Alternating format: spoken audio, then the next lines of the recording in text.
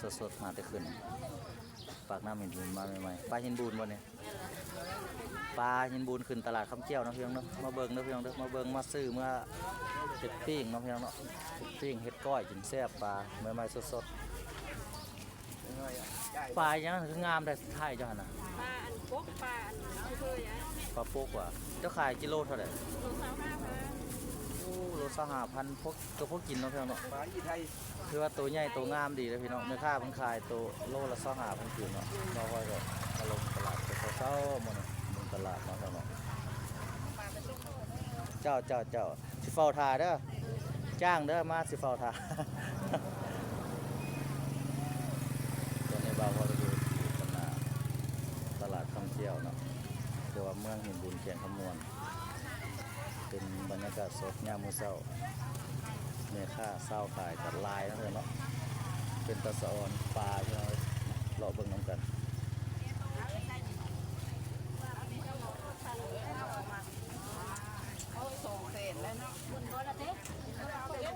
ปลาสะออนนะเพื่อนเนาะใส่มองวะเนี่ยใส่มองเอาวะเนี่ยปลามองอ่ะโอ้ปลามองเนาะปลามองนะหินบุญเฮาไม่ใช่ซอยเด้อถือว่าได้ขายดีเนาะปลาหน้าเคลื่อนปลาหน้าเคลื่อนเนาะพี่น้องเนาะปลาน้ำหินบูนพี่น้องได้มาใหม่ๆสดๆเลยพี่น้องเลยตอนนี้ก็ลูกค้าเศร้าขายกันญาติกันยิงยางเป็นตะสะออนนะพี่น้องเป็นท่าเป็นน้ำมาล้าปลาน้ำหินบูนขึ้นตลาดท่องเที่ยวนะพี่น้องขึ้นมื้อเช้านี่เด้อพี่น้องเด้อปลาตอนเช้าตื่นยืนเพ่งเป็นตะสะออน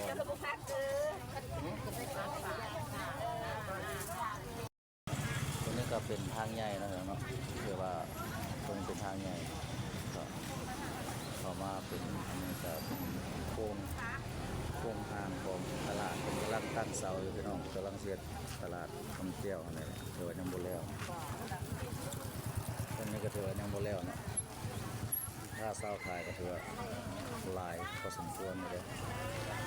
งานกันกินก็มีลายนะครับเถืออันงามตะเบิงตะส้มหมักไม้หมักกรอบแนวหมักม่วงหมักแนวอากาศสด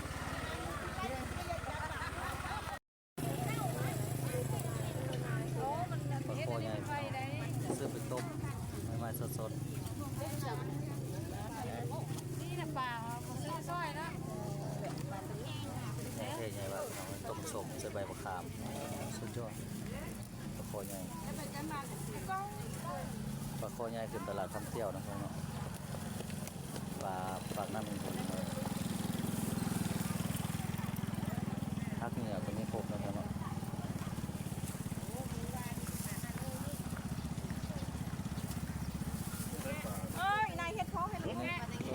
ตัวนี้ประเภทเจียงเนาะเป็นหัวข้าแล้วก็เม็ดมะเขือไม่อย่างก็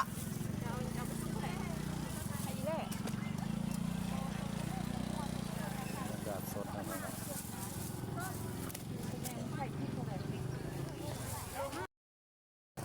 สบายดีนอกมื้อนี้ก็บ่าวพลอยก็ลงมาตลาดท่องเที่ยวเนาะบรรยากาศสวยงามดีตอนเช้าเพียงคนราคาเช้าขายกระลายนะครับเนาะขายแบบอาหารการกินแบบธรรมชาติบ้านนาเขาเนาะครับเป็นประเภทผักก็เป็นปลาบ่ครบเลยพี่น้องเลยรอเบิ่งน้ำกันพี่น้องว่าอาหารการกินเนาะมีแต่แนวแซ่บๆผู้สาวคำเที่ยวตะโพงงามแม่ค้าคำเที่ยวตะโพงงามค้าขายปลาขายผักพี่น้องมาเบิ่งน้ำกันเอาเป็นไข่อย่างไรตัวนี้คือซีเมนต์นอย่างเป็นห้องนออย่างนี้นะเป็นหมัดบอนเหรอบอนหวานเนาะเอาไปแกงกินบ่แซ่บไปเนาะย่อไปย่ามือสวยเลยไปโต๊ะฟองขมก่อนละเฮ็ดแซ่บๆแล้วเนาะพอดีบ่ได้กินเช้าเนาะตลาดคำเที่ยวเด้อพี่น้องเด้อยามมื้อเช้าแม่ค้าขายปลาก็หลายมีหลายอย่างเหมือนกัน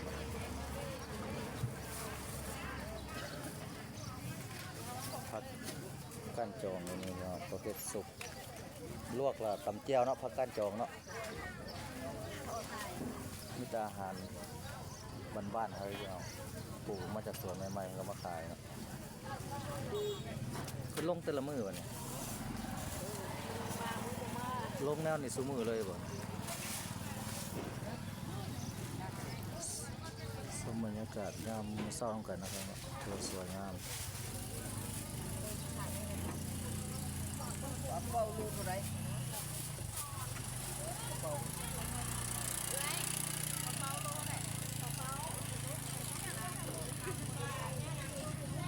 เอาไปได้40ค่ะบ่ได้โลนึงน่ะโลเท่าไหร่โล40ค่ะ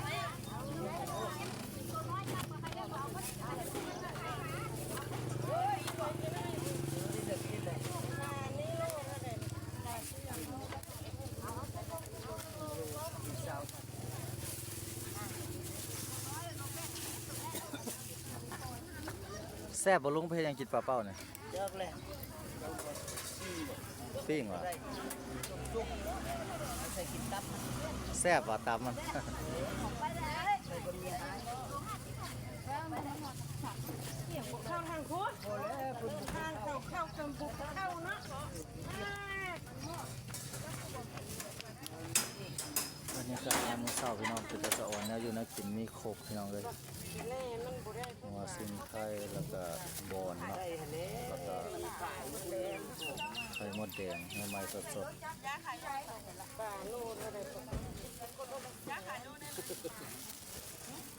ๆขายซ้ำเท่าไหรไข่หมด จากเช้าครับ 20,000กีบนะครับเนาะตลาดคำเกี่ยวเขาด้วยพี่น้องเลย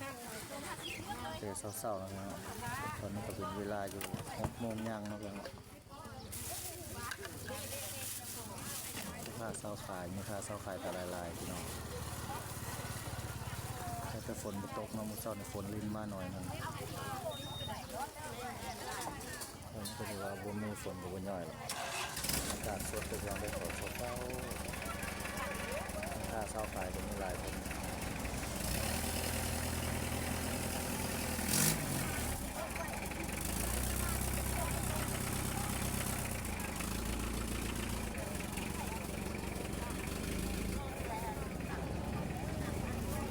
ลงฟ้ากันเลยเนาะทุกคนเนี่ย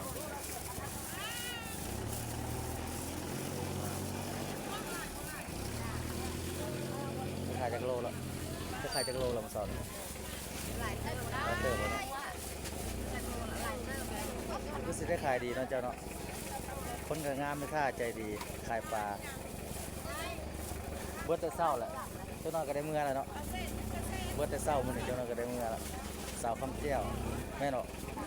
เป็นสาวคำเจียวเดี๋ยวนี้มาขายปลาทุกมื้ออะบ่เจ้ามาขายทุกมื้ออะเบิดซุมื้อแม่นบ่คนงามขายเนาะเห็นอะไรก็ได้ขายเนาะขายก็ได้ขายดีเป็นขายปลาเนาะสาวคำเจียวเห็นกันมาโดนๆผมก็ได้ถามซื้อถามเสียงก็ซื้ออย่างไรก็ซื้ออย่างไรสาวน้ำส้มเนาะประเภทซุปเนาะคือว่าครบอยู่นี่ประเภทซุปตำเจียวผมกี้เนี่ยผมก็เห็นพี่น้องมาบัดนี้แห้งลายแห้งงามมันแบบธรรมชาติติ้วก็มีประกันจองมะเขือตำเจียวตำปนน้อยยังไงนะนอเทียมนอเราแจงกินได้เนาะคักประเภทแจงตัวนี้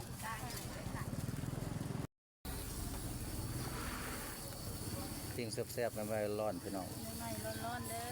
ใครอยากเขาเศร้ามาเวใครอยากเขาเศร้าเรามาเวเด้อ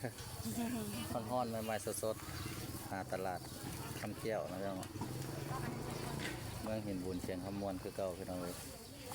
ขนมมวนหวานเปรี้ยวๆก็มีเนื้อข้าทอดมาสดๆเลย ขันลืมเลยได้หันเข้ามาไปอาจจะไม่ ทอดใหม่ๆสดๆเลยพี่น้องเลย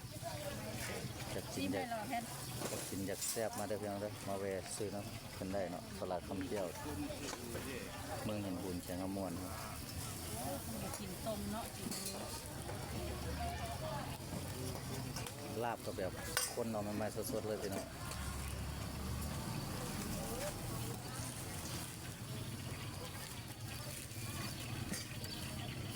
คักน้อยๆเนาะ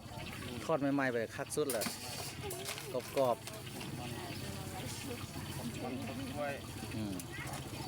ใหม่สดๆพี่น้องเลย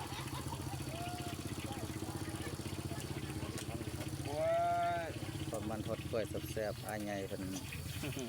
ทอดใหม่ๆสดๆพี่น้องเลยมันแบบแซ่บๆทอดเองไข่เองเลยไข่เองเขาแจกมาผมชอบขนมแซ่บบ้านคำเที่ยวพี่น้อง นิ่มลายบ่ได้เที่ยวมันห้าง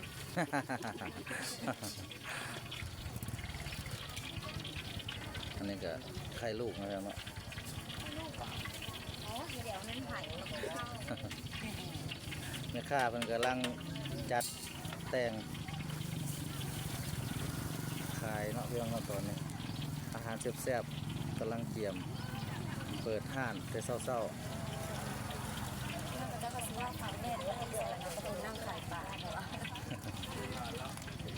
เจ้ากับผู้นั้นน้องสาวอ่ะแต่ว่าอายุคล้ายๆคือกัน มันจะไหลก็จะที่ว่าความแค่ว่า ฟังเฟดอะ แต่คนฟ้า ให้ด้วงเลยนะด้วงแบบนี้เนาะทอดขนมไหมวันนี้ แม่ต้องพก ขนมครกไม่สดๆกันนะตอนนี้ เจียวด่าง ตอนนี้กำลังดังไฟยังบ่แล้วพี่น้อง ยังทำฟัน ดังไฟใส่น้ำมันหมูเอาน้ำมันหมูใส่หม้ออยู่พี่น้องเจิดจ้าอยู่ ใครอยากจะมากับมาเวน้ำเพิ่นได้ตลาดคำเกี้ยวพี่น้องตอนเช้าๆบรรยากาศสดตอนนี้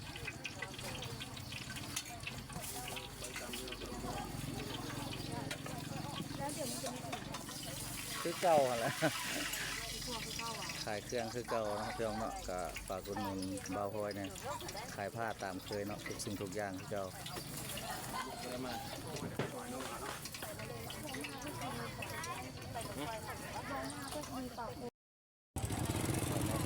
รรยากาศสดพี่น้องเลยตลาดเที่ยวเมืองนินบูนเจ้าก็มวนเนาะมาเบิ่งปลาใหญ่อยู่พี่น้องเลยปลาคือเก่าคือเดิมเลยแล้วพี่น้องเลย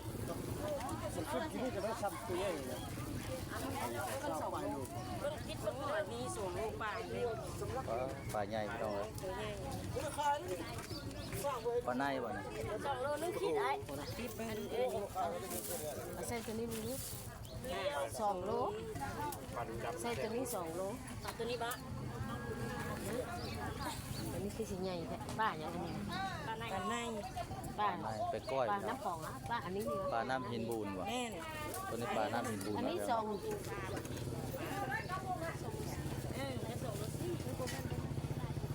ฮอด2 โล 2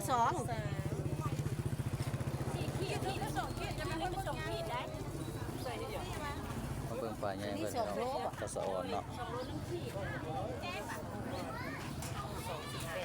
เศษเป็ดเอาตัวนี้แหละ กระสะอ่อนปลาใหญ่เนาะเนาะ 80ก็บ่ได้หว่าซื้อแล้วดิลงซื้อเอารถอยู่ในนั้น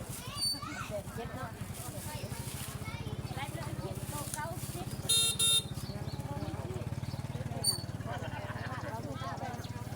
บรรยากาศสดนะครับเนาะตอนนี้ก็จะเริ่มเห็นตะเวนออกมาแล้วออกปลาก็คือ ทะเล2 โลแล้วก็แล้ว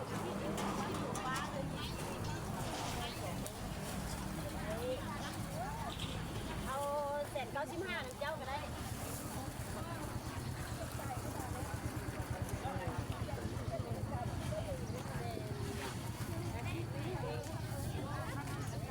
บรรยากาศสดๆพี่น้องเลยตะเวนก็เริ่มส่องมาแล้วตอนนี้ของฟ้าก็ขึ้นพี่น้องเนาะสำหรับคลิปนี้นะครับก็จบลงเพียงเท่านี้เนาะบ๊ายบายเราต้องการปลาก็มาซื้อซอยกันเด้อน้องสาวน้องสมบนขายปลาอยู่ตลาดคำแก้วพี่น้องตอนเช้าๆบรรยากาศสดเนาะพี่น้องเนาะอยากได้ปลาไปก้อยก็มาหากันได้เนาะทำไมสดๆหาได้ขึ้นมาบางทีพี่น้อง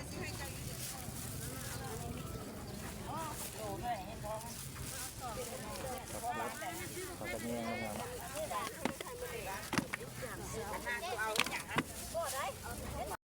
เป็นตาสะออนพี่น้องมาเบิ่งปลากระแยงกันเด้อพี่น้องเนาะ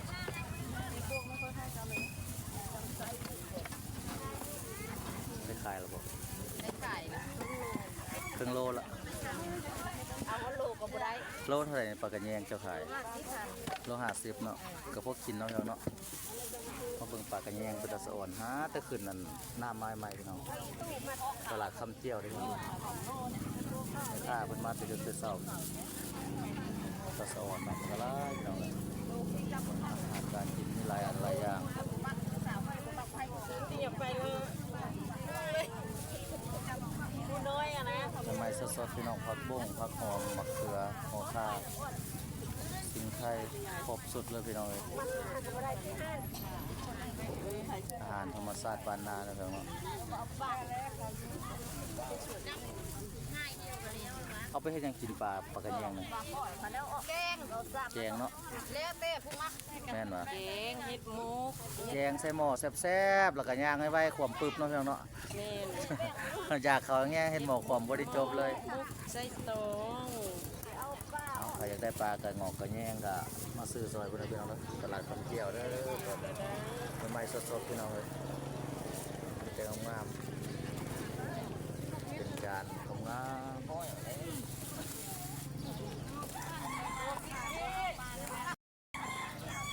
น้องมาเบิ่งอันนี้แปลว่าเป็นถุงเงียงพี่น้องถุงปลาโคใหญ่ปลาโคใหญ่ปลาโคใหญ่พี่น้องปลาโคใหญ่ดิ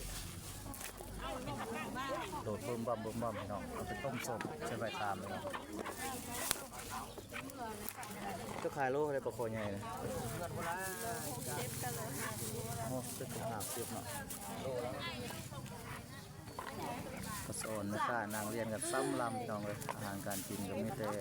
แนวแซ่บๆเนาะ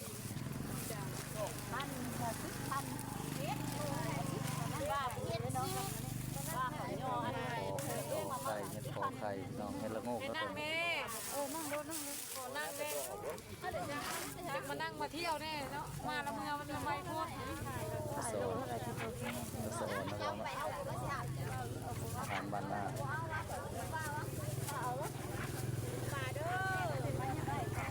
ปลาขึ้นตลาดคำเที่ยวเด้อพี่น้องเด้อ ขึ้นกูมือตลาดคำแก้วนี่ ขึ้นซุมื้อวันนี้ โดย กิโลเท่าไรสับเนี่ย นี่25อันนี้30 ป้าพี่น้องปลากิโล25,000ซื้อไปเฮ็ดปลาเด็ดพี่น้องไว้ตาก แม่บุญ ซื้อไปตากไว้กินเนาะพี่น้องความงาม เด้อโซนเด้อ เป็นตาสะอ่อนพี่น้อง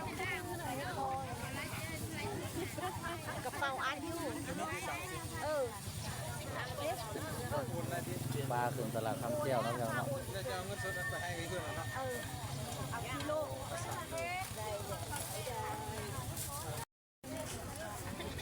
ขายเด้อได้ขายดีบ่ แม่เอาแล้วแม่ พอได้ขายจังซี่เลยไอ้เอ้ย หาแต่มาบ่ นั่นล่ะ หาแต่มาเนาะปลาเฮ็ดอีหยังอ่ะน่ะ เฮ็ดคุ้ม เฮ็ดข อัน ม นั้นหานี่เฮ็ดโรงแรม เฮ็ดหูแลนพี่น้องเอาไปแจงพี่น้องแต่ละแซ่บแท้ว่าหัวคาเป็นขายเป็นซ้ำเท่าใดเจ้าขายซ้ำเท่าใด